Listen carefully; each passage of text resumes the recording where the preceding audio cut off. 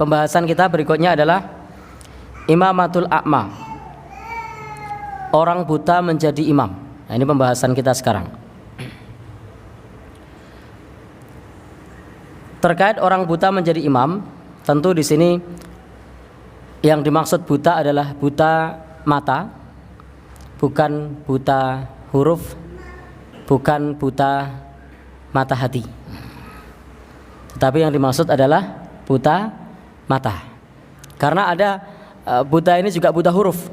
Kalau buta huruf, kemarin sudah kita bahas, mereka hanya boleh mengimami orang yang serupa dengan dirinya. Jadi orang bodoh boleh mengimami jika makmumnya sama-sama bodoh. Ya, dia tidak bisa baca Al-Quran kecuali hanya hafalan beberapa surat pendek, itu pun makhrajnya belum jelas. Dan tidak ada yang lain, karena memang kumpulannya adalah masih sama-sama orang yang seperti itu.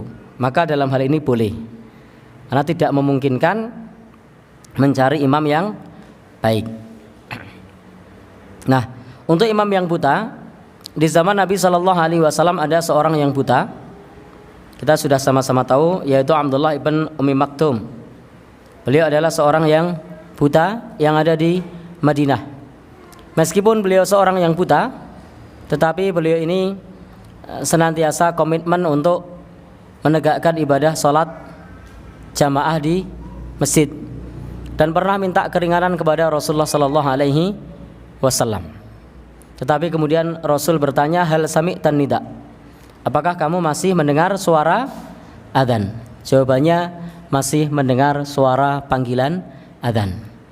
Maka kemudian Rasul menyebutkan, kalau masih mendengarkan panggilan adzan, maka hendaknya wajib, hendaknya dipenuhi.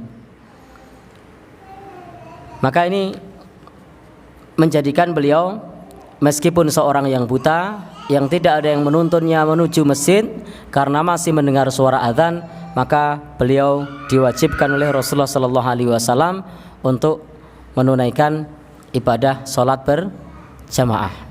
Dan beliau ternyata juga pernah ditunjuk oleh Nabi untuk mengimami. Jadi beliau ini seorang yang buta, tapi pernah ditunjuk oleh Nabi untuk menjadi imam. Sebagaimana disebutkan di sini, qad istakhlafan Nabi sallallahu alaihi wasallam ibna Ummi Maktum. Jadi Nabi sallallahu alaihi wasallam pernah menunjuk Abdullah ibn Ummi Maktum di Madinah marratain, sebanyak 2 kali. Fakana yusalli bihim wa huwa rajulun a'ma.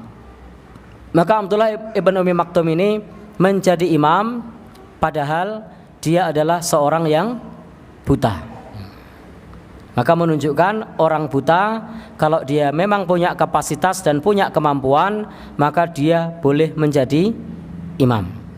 Dan ini jelas yang menunjuk adalah langsung dari Rasulullah sallallahu alaihi wasallam untuk menjadi imam sebanyak 2 kali.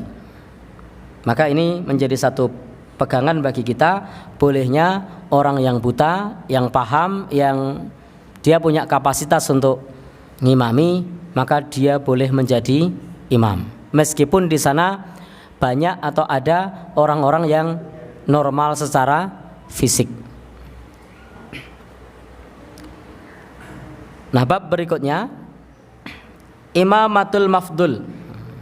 Kalau tadi orang yang buta, ini menunjukkan di dalam Islam itu juga punya perhatian kepada orang kaum difabel. Meskipun dia punya kekurangan, tetapi kalau memang punya kapasitas, punya kemampuan, itu tidak menutup kemungkinan untuk menjadi imam. Yakni yang dimaksud di sini adalah imam salat.